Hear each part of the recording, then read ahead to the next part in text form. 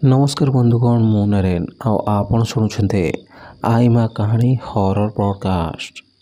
बंधुगण मु आज आपण आम गाँव में शुणी किसी सत आ बहुत भयानक हॉरर स्टोरी नहीं आसी किंतु से कहानी को जीवा पूर्वर जदि आपण एपर्यंत आम चैनल को सब्सक्राइब करना तेज चैनल को सब्सक्राइब कर साइड थिबा बेल आइकन को ऑल कर दियंतो। बंधुगण मो ना रघुआ। किछि वर्ष तले मु गोटे चोर थिले। माँ बापा छोट बेलू ही मरी जाइथिले। सेतबेले छोट थिले तो छोट मोट चोरी करुथिले और चोरी करी धरा पड़िले लोक मानक ठारू गाली आ माड़ मध्य खाउथिले। जेहेतु मु सेतबेले छोट थिले सेतिपय लोक माने मते बहुत बुझाइले कि चोरी काम भल नुहे बोली। किंतु सेतबेलको चोरी मोर अभ्यास रे पड़ी जाइथिला आ मु सेटाको छाड़ी पारिलेनी। जेतेबेले समय सहित मु बड़ हेले सेतेबेले मो चोरीर अभ्यास मध्य आहुरी बढ़ीगला। जेहेतु मते गाँव रे समस्ते चिन्ही जाइथिले तेणु मु गाँव दूर को जाए सहर रे चोरी करुथिले। किंतु थरे मु गोटे अन्य गाँ को चोरी पई गले। सबुथर परे से दिन राति रे भी मु चोरी करिबा पई से गाँव रे बुलुथिले। सेतेबेलको प्राय राति 12टा पाखापाखि हेबो। समस्त लोक माने सोई जाइथिले तेणु गाँटी एकदम शांत और सुनसान जना पड़ुथिला। एमिति बुलुथिबा समय मु गोटे मोड़े जड़े बुढ़ी को जाउथिबार देखिले। से बुढ़ी को देखि मु हठात अटकी गले कारण मते मो शिकार मिल जाइथिला। ता हाथ रे गोटे पुटुली थिला जोंथिरु ता चालिबा सहित खण खण आवाज आसुथिला। से आवाज रो मु जानी गली जे ता पाखरे निश्चित किछि मूल्यवान जिनिस अछि। मु देखिली से बुढ़ीर अंटा भांगी जाइछे। से बाड़ी धरी नई नई चलुछे। जदि मु ताठारु चोरी करे से मो पछरे दौड़िकी आसी परिबनी। हठात मु देखिली से बुढ़ी जनक गोटे जगह बसी किछि समय पे विश्राम नेला आ मु भाबिली एईटा ही मो पई एक सुवर्ण सुजोग। मु धीरे धीरे अंधारे लुचि लुचि ता पाखକୁ गले आ ता पुटुलटी धरी सेठारु चली आसिले। सेठारु दौड़िकी आसुथिबा समय मु भाबिली कि से बुढ़ीर जिनिस चोरी हो जाइछे तेणु से निश्चय पार्टी करिब। सेथिपई मु बुलिकी पछको देखिले किंतु आश्चर्यर कथा से बुढ़ी न चिलाई सेमिति चुपचाप सेठारे बसिथिला। मु किछि बाट आसला परे पुणी थरे से थली को हलेकी देखिले ता भितरु एबे भी किछि गोटे खण खण हेबार शब्द आसुथिला। सेठारु किछि बाट दूर को आसिबा परे मु हठात गोटे जगह अटकी गले से पुटुलटी को खोली देखिबा पई। से जगह गोटे बिजुलीर खुंट थिला और से खुंटरे गोटे लाइट बल्ब जलुथिला। से लाइट जलुथिबा स्थान रे गोटे पत्थर पड़ीथिला। मु जाई ता ऊपर बसी पड़िले और चारिआड को देखिले आख पाखरे केही भी नथिले। तापरे मु से पुटुली को खोली ता भितरे थिबा जिनिस को देखिबाको लागिले। से थली भितरे जहा भी थिला ताकू देखी मो शरीरर समस्त अंग थरिबाको लागिला। मु डरी जाई से थली को दूर को फोपाड़ी देली। से थली को तले फोपाड़ा सहित मु मध्य तले पड़गली। से पुटुली रे गोटे स्त्री लोकर कटा मुंड थिला और से मुंडरे बहुत सारा सिंदूर लगिथिला और ता सहित सेथिरे हाथ रे पिंधा जाउथिबा बहुत सारा कंकण मध्य थिला। किछि पैसा मध्य थिला आ गोटे नाली कपड़ा रे से मुंड को आवृत करा जाइथिला। किंतु जेतेबेले मु से थली को खोली से नाली कपड़ा को ता ऊपर काढिले हठात से मुंडटी निज आखि खुली देला। ताकू देखि मु डरी गली और से थली मो हाथरू तलकू गड़ी पड़ा। से थलीटी जेपरी तले पड़ीछे ता भितरु से कटा मुंडटी गड़िकी बाहर को आसीगला। सेतेबेले मु तले पड़ीथिले और से कटा मुंडटी ठीक मो मुह सामने थिला।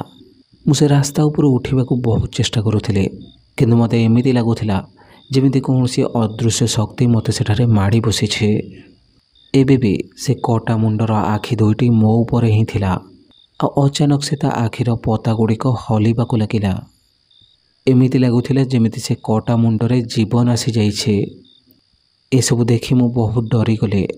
सेठु उठी दौड़िबाकू बहुत चेष्टा कले किंतु मो शरीर मो काबू रे ही नथिला। हठात से कटा मुंडटीर ओठ हलिबाकू लागिला और से मते कहिला बंचिबाकू जदि तोर इच्छा अछि जहाँठार मते चोरी करिछो ताको पुणी थरे फेरई दे आस।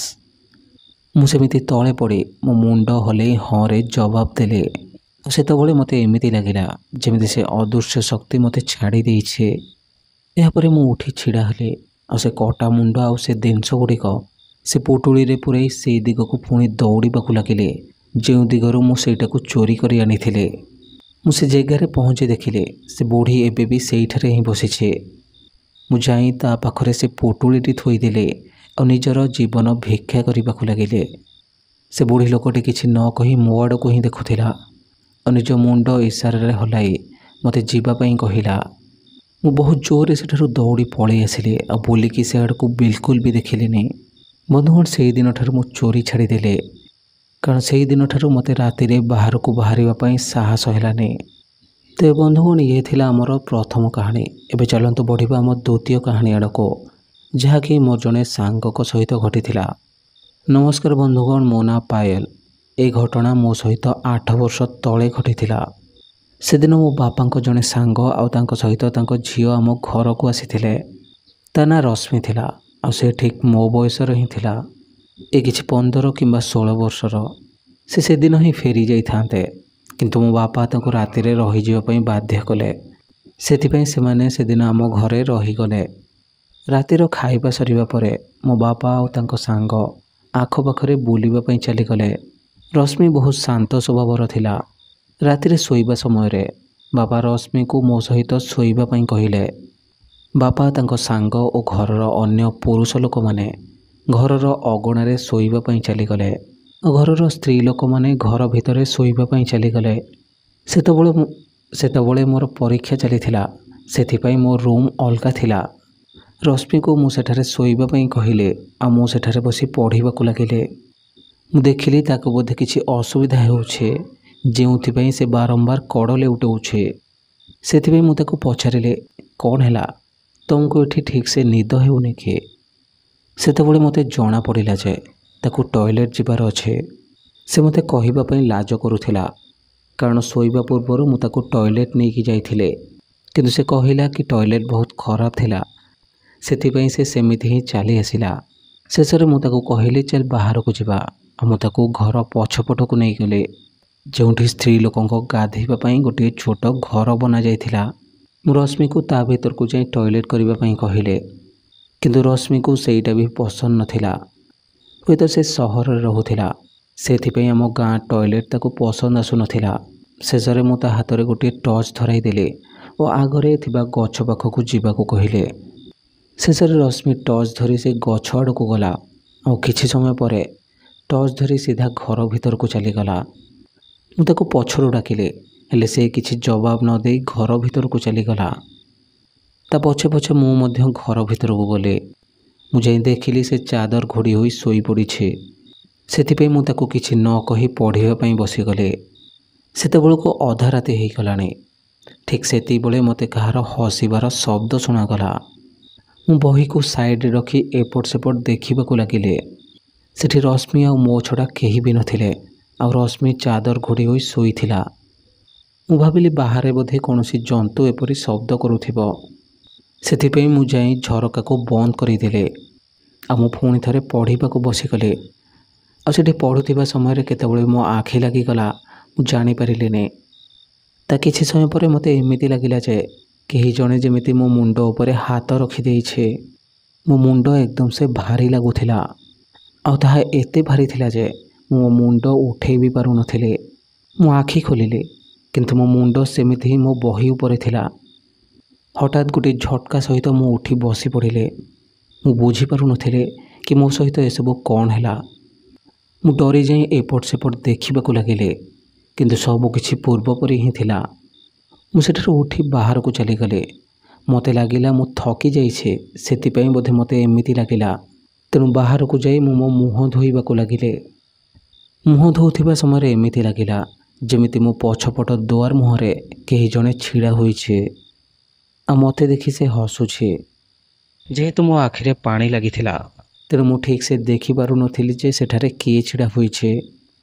ମୋତେ ଏମିତି ଲାଗିଲା ଯେ ରଶ୍ମି ସେଠାରେ ଛିଡ଼ା ହୋଇଛି। ମୁଁ ଜଲ୍ଦି ଜଲ୍ଦିରେ ମୁହଁରୁ ପାଣିକୁ ପୋଛିଲି ଆଉ ସେ ଦୁଆର ମୁହଁ ଆଡ଼କୁ ଦେଖିଲା ବେଳକୁ ସେଠାରେ କେହି ବି ନଥିଲେ। ସେତିକିବେଳେ ମୋ ମା ସେଠାକୁ ଆସିଗଲେ ଆଉ ମୋତେ ପଚାରିଲେ ଯେ ଏତେ ରାତିରେ ତୁ ବାହାରେ କ'ଣ କରୁଛୁ? ମୁଁ ତାଙ୍କୁ କହିଲି ଯେ ମୁଁ ମୁହଁ ଧୋଇବା ପାଇଁ ବାହାରକୁ ଆସିଥିଲି। ଏହାପରେ ମା ମୋତେ ଘର ଭିତରକୁ ଆସିବା ପାଇଁ କହିଲେ। ଘର ଭିତରକୁ ଯିବା ସମୟରେ ମୁଁ ମାଆକୁ ପଚାରିଲି, ମା କ'ଣ ଆପଣ କିଛି ସମୟ ଆଗରୁ ଏଠାରେ ଛିଡ଼ା ହୋଇଥିଲେ କି? ଆଉ ମୋତେ ଦେଖି ହସୁଥିଲେ କି? ମା ଟିକେ ଆଶ୍ଚର୍ଯ୍ୟ ହୋଇ କହିଲେ, ନା ତ, ମୁଁ ତମମାନଙ୍କ ହସ ଶୁଣି ଏଠାକୁ ଆସିଥିଲି। ମୁଁ ଭାବିଲି ଯେ ତମେମାନେ ଏତେ ରାତିରେ ନ ଶୋଇ ବାହାରକୁ ଆସି କ'ଣ ପାଇଁ ହସୁଛ, ସେଥିପାଇଁ ତମମାନଙ୍କୁ ଦେଖିବା ପାଇଁ ମୁଁ ଏଠାକୁ ଆସିଥିଲି। ମୁଁ ମୋ ରୁମ୍କୁ ଆସି ଦେଖିଲି ରଶ୍ମି ସେମିତି ଚଦର ଘୋଡ଼ି ହୋଇ ଶୋଇଥିଲା। ମୁଁ ଯାଇ ମୋ ଚୌକି ଉପରେ ବସି ପଡ଼ିଲି। ସମୟ ଦେଖିଲି 12:30 ହୋଇଥିଲା। ମୁଁ ଭାବିଲି ମୁଁ ବହୁତ ଥକି ଯାଇଛି, ଏବେ ମୋର ଶୋଇଯିବାଟା ହିଁ ଠିକ୍ ରହିବ। କାଲି ସକାଳୁ ଉଠିଲେ ବାକି ଥିବା ପାଠ ଗୁଡ଼ିକ ମୁଁ ସାରିଦେବି। ସେଠାରୁ ଉଠି ମୁଁ ଶୋଇବାକୁ ଯାଉଥିଲି। ଠିକ୍ ସେହି ସମୟରେ ମୋତେ ଏମିତି ଲାଗିଲା ଯେମିତି ମୋ ଚେୟାରକୁ କେହି ଜଣେ ପଛକୁ ଟାଣି ନେଲା। ମୁଁ ପଛକୁ ଦେଖିଲି, ପଛରେ କେହି ବି ନଥିଲେ। ସେହି ସମୟରେ ମୁଁ ଦେଖିଲି ଯେ ରଶ୍ମିର ଗୋଟିଏ ହାତ ଚଦରର ବାହାରକୁ ଆସିଯାଇଛି। ମୋ ଚେୟାରକୁ ଏମିତି ହଠାତ୍ ପଛକୁ ଖସିଯିବାର ଦେଖି ମୁଁ ଟିକେ ଡରିଗଲି। ଏହାପରେ ମୁଁ ମୋ ସେଜ ପକାଇଲି ଆଉ ଲାଇଟ୍ ବନ୍ଦ କରି ଶୋଇପଡ଼ିଲି। କିଛି ସମୟ ବିତିବା ପରେ ମୋତେ ଏମିତି ଲାଗିଲା ଯେମିତି କେହି ଜଣେ ମୋ ବେକକୁ ଚିପି ଧରିଛି। ମୁଁ ବୁଝିପାରୁନଥିଲି ଯେ ମୁଁ ସ୍ୱପ୍ନ ଦେଖୁଛି ନା ସତରେ ମୋ ସହିତ ସେମିତି ହେଉଛି। ହଠାତ୍ ମୁଁ ଡରିକି ଆଖି ଖୋଲିଦେଲି ଆଉ ମୁଁ ଦେଖିଲି କି ରଶ୍ମି ମୋ ଛାତି ଉପରେ ବସିଛି। ମୁଁ ଦେଖିଲି ତା ଆଖି ଗୁଡ଼ିକ ଯେମିତି ନିଆଁ ପରି ଜଳୁଛି। ତା ମୁହଁରେ ଗୋଟିଏ ଭୟାନକ ହସ ଅଛି ଆଉ ତା ପୁରା ଶରୀର ଯେମିତି କଳା ପଡ଼ିଯାଇଛି। ଆଉ ସେ ତା ହାତ ଦୁଇଟିରେ ମୋ ବେକକୁ ଚିପି ଧରିଛି। ମୁଁ ତାକୁ ମୋ ଉପରୁ ହଟେଇବାକୁ ବହୁତ ଚେଷ୍ଟା କଲି, କିନ୍ତୁ ସେଥିରେ ମୁଁ ସଫଳ ହେଲିନି। ମୋ ନିଶ୍ୱାସ ବନ୍ଦ ହେବାକୁ ଲାଗିଲା।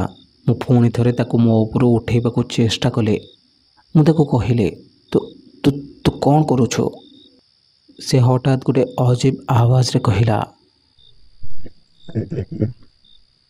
ତାର ସେ କଥା ଶୁଣି ମୁଁ ବହୁତ ଜୋରରେ ଚିତ୍କାର କଲି ଆଉ ମାଆକୁ ଡାକିବାକୁ ଲାଗିଲି। ଠିକ୍ ସେତିକିବେଳେ ସେ ଟେବୁଲ ଉପରୁ ପେନସିଲ୍ ଉଠାଇଦେଲା ଆଉ ସେ ପେନସିଲରେ ମୋ ଆଖିକୁ ଫୁଟେଇବାକୁ ଚେଷ୍ଟା କଲା।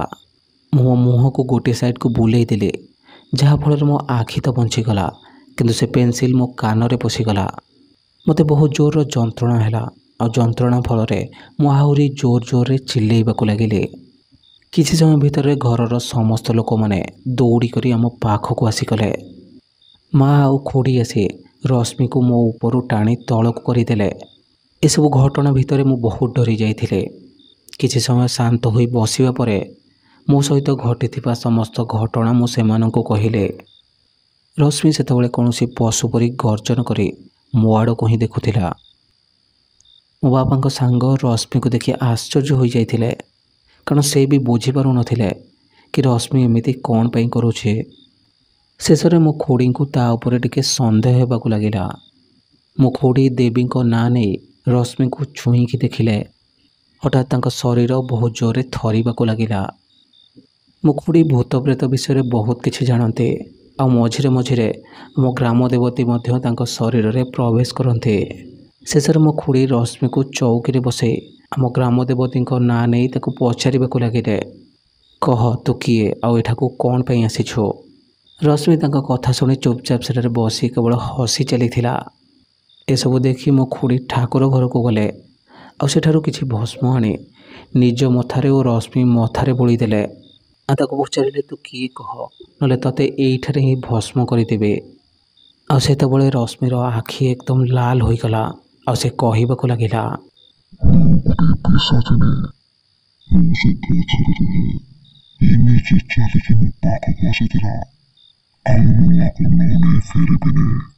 ତା କଥା ଶୁଣି ଖୁଡ଼ି ତାକୁ ରଶ୍ମିକୁ ଛାଡ଼ି ଦେବା ପାଇଁ କହିଲେ, କିନ୍ତୁ ସେ ଖୁଡ଼ିଙ୍କ କଥା ମାନିଲାନି। ସେ କହିଲା, ମୁଁ ସେ ଆର ଝିଅଟିକୁ ବି ମୋ ସାଥିରେ ନେଇଯିବି। ଖୁଡ଼ି ତାକୁ ବହୁତ ବୁଝେଇବାକୁ ଚେଷ୍ଟା କଲେ, ତାର କ'ଣ ଦରକାର ତାହା ବି ପଚାରିଲେ, ହେଲେ ସେ କିଛି ବି ଶୁଣିଲାନି। ବୋଧହୁଏ ସେ ପିଶାଚିନୀର ନିଜ ଶକ୍ତି ଉପରେ ବହୁତ ଗର୍ବ ଥିଲା। ଶେଷରେ ଖୁଡ଼ି ନିଜର ଅସଲି ରୂପ ତାକୁ ଦେଖାଇଲେ। ସେ ଗ୍ରାମ ଦେବତୀକୁ ଆହ୍ୱାନ କରି ନିଜ ଶରୀର ମଧ୍ୟରେ ଆସିବାକୁ ଅନୁରୋଧ କଲେ। ଯେମିତି ଗ୍ରାମ ଦେବତୀ ତାଙ୍କ ଶରୀରକୁ ଆସିଛନ୍ତି, ସେ ଏପଟ ସେପଟ ହୋଇ ହଲିବାକୁ ଲାଗିଲେ। ତାଙ୍କର ଏମିତି ହଲିବାର ଦେଖି ରଶ୍ମି ଭିତରେ ଥିବା ସେ ପିଶାଚିନୀ ଡରିଗଲା ଆଉ ସେଠାରୁ ଚାଲିଯିବା ପାଇଁ ବହୁତ ଚେଷ୍ଟା କଲା। କିନ୍ତୁ ଠିକ୍ ସେହି ସମୟରେ ଖୁଡ଼ି ତା ମୁଣ୍ଡ ଉପରେ ହାତ ରଖିଦେଲେ ଆଉ ସେ ଅଚାନକ ସେ ବେହୋସ ହୋଇଗଲା। ଏହାପରେ ସବୁକିଛି ଶାନ୍ତ ହୋଇଗଲା। ତାପରେ ମୋ ଘର ଲୋକମାନେ ପଚାରିଲେ କି ତା ସହିତ କ'ଣ ହୋଇଥିଲା। ମୁଁ ତାଙ୍କୁ ଆମ ସହିତ ଘଟିଥିବା ସମସ୍ତ ଘଟଣା କହିଲି। ଏହାର କିଛି ଘଣ୍ଟା ପରେ ରଶ୍ମିକୁ ହୋସ୍ ଆସିଗଲା। ସେ ଠିକ୍ ଥିଲା, କିନ୍ତୁ ତା ସହିତ ଘଟିଥିବା ଘଟଣା ତାକୁ ମନେ ନଥିଲା। ତାକୁ କେବଳ ଏତିକି ମନେ ଥିଲା କି ସେ ଯେତେବେଳେ ଟଏଲେଟ୍ ପାଇଁ ସେ ଗଛ ପାଖକୁ ଯାଇଥିଲା, ତାକୁ ସେ ଗଛ ଉପରେ ଦୁଇଟି ନାଲି ଆଖି ଦେଖାଯାଇଥିଲା। ସେ ଭାବିଲା ସେ ଦୁଇଟି ଆଖି କୌଣସି ଜଙ୍ଗଲୀ ଜନ୍ତୁଙ୍କର ହୋଇଥିବ। କିନ୍ତୁ ସେହି ସମୟରେ ହଠାତ୍ ଗୋଟିଏ କଳା ଛାଇ ତା ଆଗକୁ ଆସିଗଲା। ସେ ଏସବୁ ଦେଖି ସେଠାରୁ ଦୌଡ଼ି ଚାଲି ଆସିପାରିଥାନ୍ତା। ତା ପୂର୍ବରୁ ହିଁ ସେ କଳା ଛାଇଟି ତା ଦେହରେ ପଶିଗଲା ଆଉ ତାପରେ ତା ସହିତ କ'ଣ ହେଲା ତାକୁ କିଛି ବି ମନେ ନାହିଁ। ତ ବନ୍ଧୁଗଣ, ଇଏ ଥିଲା ଆଜିର କାହାଣୀ। ଯଦି କାହାଣୀଟି ଆପଣଙ୍କୁ ଭଲ ଲାଗିଛି ତ ଭିଡ଼ିଓଟିକୁ ଲାଇକ୍ କରିବେ ଓ ଏହି ଭିଡ଼ିଓଟିକୁ ନିଜ ଅନ୍ୟ ସାଙ୍ଗମାନଙ୍କ ସହିତ ନିଶ୍ଚିତ ସେୟାର କରିଦେବେ। ବନ୍ଧୁଗଣ, ଆଧ୍ୟାତ୍ମ ଓ ନୀତି ଶିକ୍ଷା କାହାଣୀମାନଙ୍କୁ ନେଇ ମୁଁ ଗୋଟିଏ ନୂଆ ଚ୍ୟାନେଲ୍ ଖୋଲିଛି, ଯାହାର ନାଁ ନୀତି ଶିକ୍ଷା। ଯଦି ଆପଣଙ୍କୁ ଆଧ୍ୟାତ୍ମ ଓ ନୀତି ଶିକ୍ଷା କାହାଣୀମାନ ଶୁଣିବାକୁ ଭଲ ଲାଗେ, ତେବେ ଆପଣ ଆମ ନୂଆ ଚ୍ୟାନେଲଟିକୁ ନିଶ୍ଚିତ ସବସ୍କ୍ରାଇବ୍ କରିଦେବେ। ଆଉ ସେ ଚ୍ୟାନେଲର ଲିଙ୍କ୍ ମୁଁ ଏହି ଭିଡ଼ିଓର ଡିସ୍କ୍ରିପ୍ସନରେ ମଧ୍ୟ ଦେଇ ରଖିଛି।